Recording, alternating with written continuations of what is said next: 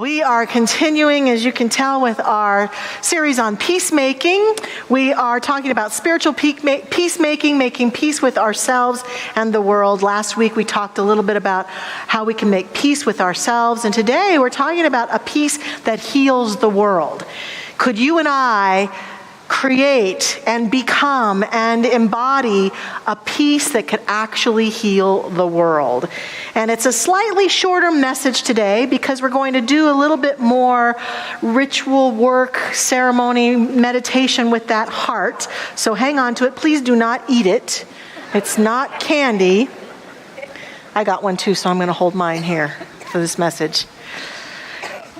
A lot of people tell me that they remember really key moments in life that were challenging collectively. A lot of people say, of course, the day that John F. Kennedy was killed, was assassinated. I wasn't born quite then, so I don't remember that day consciously. But I do remember 9/11, and I think that I remember exactly where I was. And those moments where the peace that I had thought was occurring in the world possibly is greatly disturbed individually and collectively, where we witness violence and we witness destruction and we witness heroism as people attempt to save people and help people, are key moments in life. And they, as we commemorate them, invite us each time the anniversary of such a day rolls around, they invite us into a deeper work within ourselves as a peacemaker, a spiritual peacemaker, I think. Not only is it befitting to honor those who've lost their lives, to honor the first responders, to honor what occurred, to remember what occurred, to remember and recount it. But it's also extremely important, I think, for us to find our personal place in that and to feel that as each anniversary of those key moments comes along, that we're deepening, that we're at greater peace, that we're at a deeper level of resolution that helps us to move forward more powerfully in the world. I think this is true of every holiday. That holidays, even though this isn't a holiday, but other holidays that we honor, whether it's a birthday or a holiday that's based on spiritual tradition, or such as the ones we share in the U.S., Thanksgiving and Mother's Day and Father's Day, they're opportunities not just to have another holiday and do things, but to stop and say, okay, this birthday, am I still headed in the directions I want to go in my life? This Thanksgiving, am I really embracing gratitude?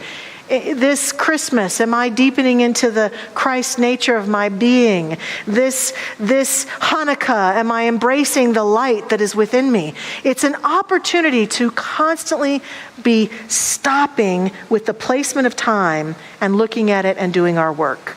And that's what I think the opportunity is for us today, to not only commemorate, but to stop and say, am I being a peacemaker? And what does it mean for me personally to be a peacemaker and contribute to the peace that I envision could exist on our planet?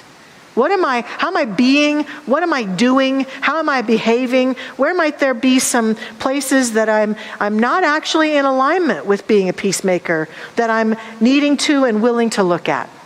And so we can always allow ourselves to be present to it because that serves us, but I also think that that's our spiritual imperative. That deep within us, something in us knows that despite all of the unrest we might see in the world, our spiritual nature is peace. Our spiritual nature, not just mine, not just those of us in this room or watching online. Our spiritual nature is peace. And how can that begin in our world?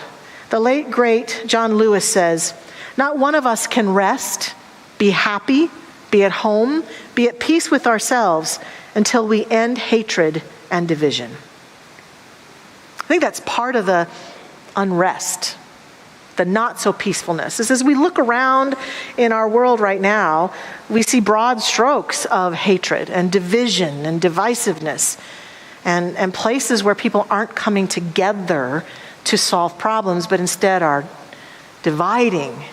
And in this case, when it comes to peacemaking, dividing and conquering isn't going to serve us.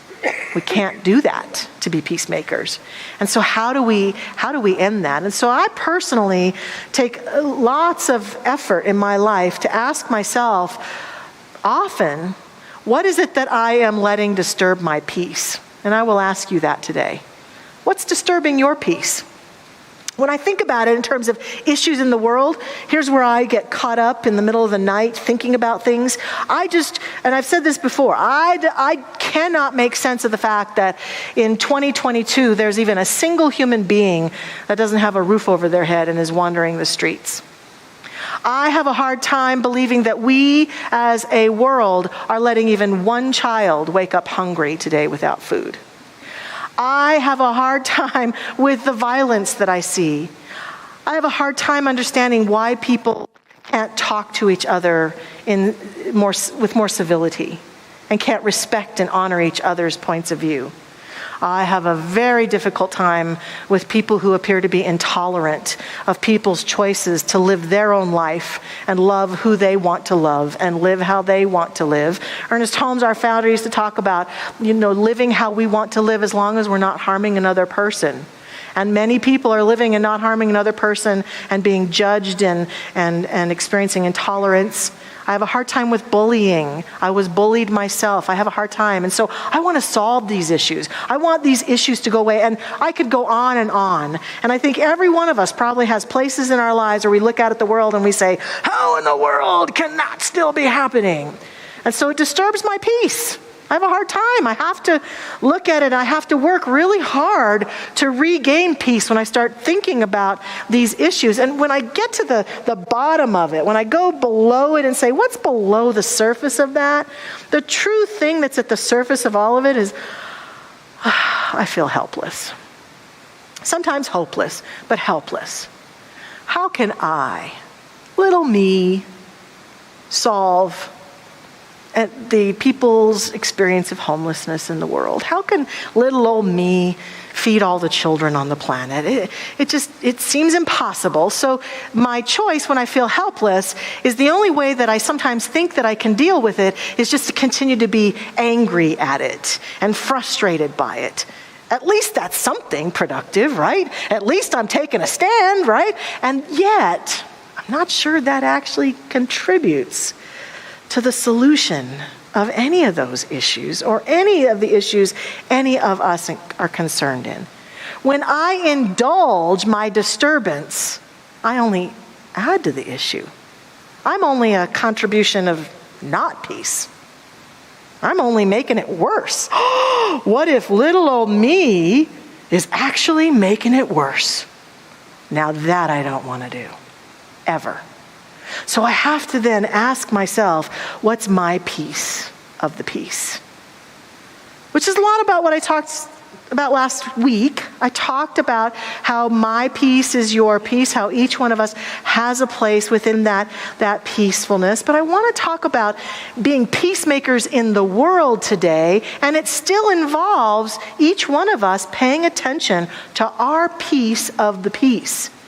And when I begin to explore the issues that I'm concerned about, I feel an initial conflict between what I believe is so and what a part of me thinks is so. It's a conflict between what I think I should be doing versus how I think I should be being. Because if I think I should be doing something more to solve the peace, I should get out and do it. If I think I need to be being something more, I need to get out and be it. And I know that we have a lot of conflict right now with the things that are going on with people saying, well, thoughts and prayers just isn't enough. Thoughts and prayers. We're getting lots of conflict and energy about thoughts and prayers. And I get it. I understand it. And what I believe about life, and our teaching teaches us about life, is that everything starts with a thought. These little hearts might seem rather meaningless, but this is like a seed that each one of us has an opportunity to plant today. A seed, just like a thought. And a thought has impact. It makes a difference. And a group of thoughts built together puts a group of people together who then operate from that level of thought and do and act and become something out in the world. And so we can't just ignore the fact that our thoughts matter, what we're thinking about, how we're behaving in the world, and then what we're doing about it is influenced by what we think. And then what we do either adds to the peace or disturbs the peace, and then what we build either creates more of it or less of it. And we think that that is not important, and it's everything. It's everything.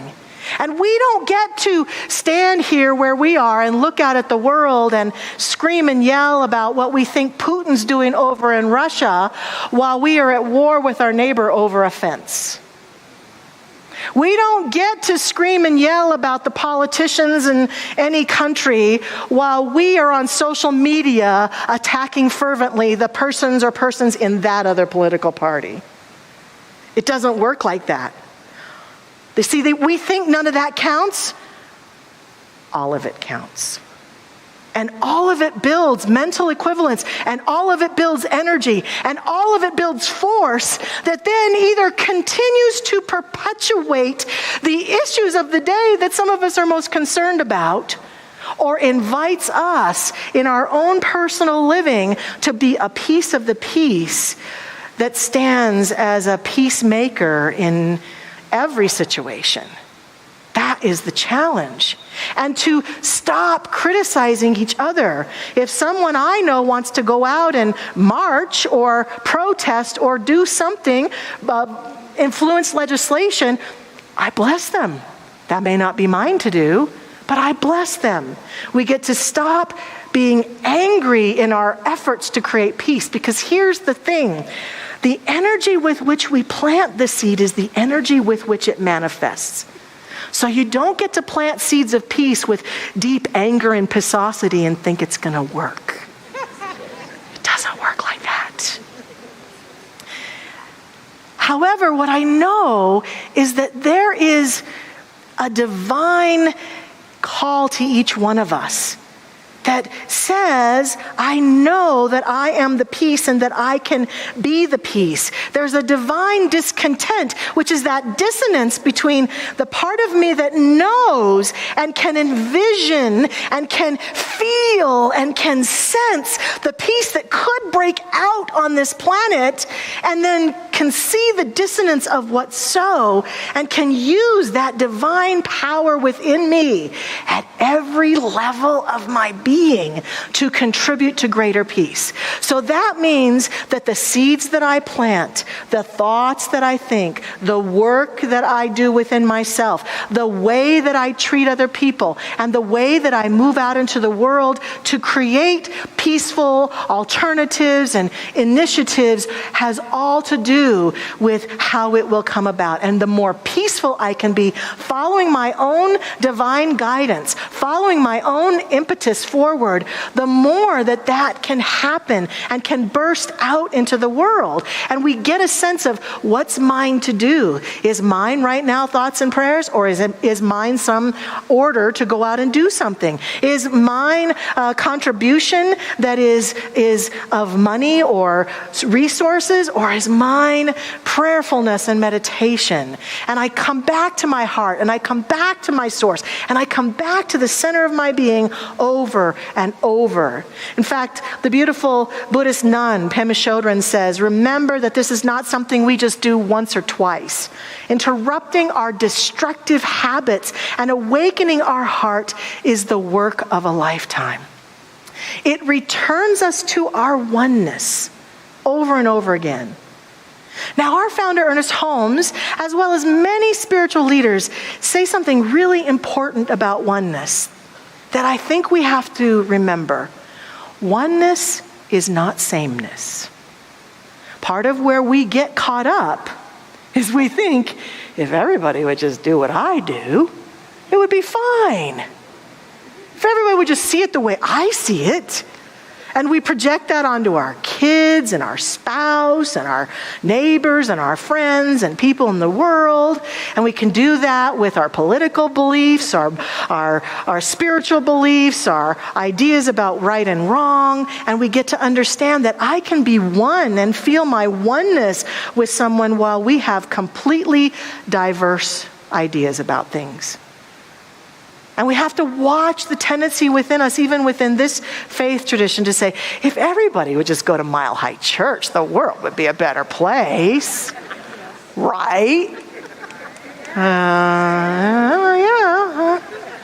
Yes. And every beautiful place we go, there are jerks. There are people who aren't quite in alignment with the beauty of where we are. Every temple, every church, every spiritual tradition, and not every tradition itself means and guarantees that there shall be peace breaking out on the planet. But what it is the people who practice it. The people who choose to consciously practice the teaching. That makes a difference. That's what we're doing as we build this candle today. You might think, well, there's no big deal. It's just a candle. But I know that this candle represents good. This candle represents peace, and we're going to be about that. And one thing I want to say before we do our meditation is that I've said it before, and I'm going to probably preach this for the rest of my life. The reality of things that I've learned, even about those issues that can potentially disturb my peace, there's a lot more good going on in the world around those issues than I realize. And what happens to me, maybe it happens to you too, is I get caught up in the traps of the news cycle, of social media. But when I challenge myself to really do my research, for example, on people experiencing homelessness, there's a lot going on in the world seeking to solve that issue. A lot more than I would realize. There's a lot more work going on in peacemaking than I might think there is. So before we get too negative and can spin off, one thing that I suggest to help us be a more centered place as a peacemaker, do your research. Go to some search engine and look it up. Find the organizations and places that are doing this good work, because they're everywhere. It's not like there aren't other people who are yearning like you and I are for these issues to smooth out and to serve our planet better. And so when we understand that, we know and can have faith that there's good work happening in the world, and then we can be part of it by planting our seeds of good in acts, in thoughts, in behaviors, in everything we do. And this is one way we do that. So I'm going to sit down here, practitioner prayer partners, in a moment. I'll do a prayer treatment at the end of this, and we'll invite you and our ministers to stand if you choose to. But for now, we're all just going to get really present. So I invite us just to go within and feel the energy and the space of this room and this moment right now. Allowing ourselves to breathe in the breath of life, to feel our bodies in our chair, to use some mindfulness practices and just notice what we're noticing about the space sensorially, what we're hearing, feeling, sensing. Right here, right now, just being here. And as we do this, we feel the centeredness of our light and our life coming forth, consciously sensing this truth of who we are, finding our peace, feeling our peace, recognizing that place like the eye of the hurricane, that no matter what is going on in our life right now or in the collective life we share, the eye of the storm, the centered place, is that God presence within us that is the living embodiment of peace, a peace that passeth understanding. And I invite us to, in the space of this centeredness, bring to mind and heart some of the issues of the day that disturb our peace. They may be ones I've already spoken of, or they may be ones that are completely different. Just allow them to come forth. And as we become present to them, I invite us to share our heart of gratitude for any and all efforts that are being made to resolve these issues in the world, the ones we know of and the ones we don't know of. We give thanks in advance for all the good work that is being done, for all the people who are choosing to be of good in this world. And we stand for that good continuing. And we say yes to that good continuing. And we choose now to imagine for a moment, just like that song Imagine invites us to, what our world could be like and feel like if these issues were peacefully completed. Imagine our world free of these issues. And as we imagine that world, we infuse that peace and that vision into our heart, that little wax heart. We know that there is no disconnect between space and time. And so these molecules that are born of our thoughts and our heartfulness are matched up with this little heart that we're holding. And for those online, there's a heart for you here at Mile High Church. Just imagine that heart in your hand and imagine infusing it with these beautiful visions of peace and good on our planet.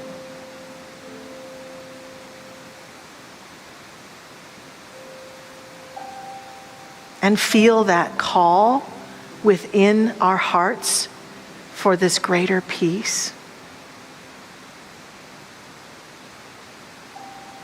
And infuse that heart with that peace. And as we commemorate September 11th, we acknowledge the peace, the good works that have continued even since that time to support those who lost their lives, to support those who stayed alive but were injured or harmed by that occurrence. We give thanks for the first responders, for the legislators, for anyone who has done anything to improve our life collectively from that day. We infuse our heart, our little wax heart, with great gratitude. And we choose to be peacemakers this day. As our founder, Ernest Holmes, invited us, we choose to stand for something and against nothing. We stand for peace and love and light. And indeed, I stand now and invite our practitioner prayer partners and any of our ministers to stand with me as we stand in peace and light now, affirming and accepting the power and the energy of the divine life that lives as in and through all of creation is peace. It is infusing every part of creation, every being everywhere. And we stand together this day in honor of peace, choosing to claim the label of peacemaker. I am a peacemaker on this planet. I embody and embrace peace in all my relations, in all my activities, in everything that I am about.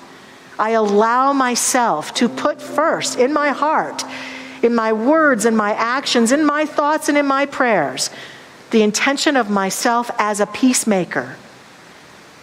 I claim this now for each one of us, as each one of us, in each of our hearts, our physical hearts, and in these little hearts we hold in our hand. We are peace in action. And I accept, affirm, and claim this truth now with great love and great gratitude that this is so. For I know that this work matters, makes a difference, and contributes to the world scene of greater peace on planet Earth. And I release this prayer now into the action of that universal law that makes it so accepting and affirming that as it has been spoken, it is done. We let it be, and so it is. Amen.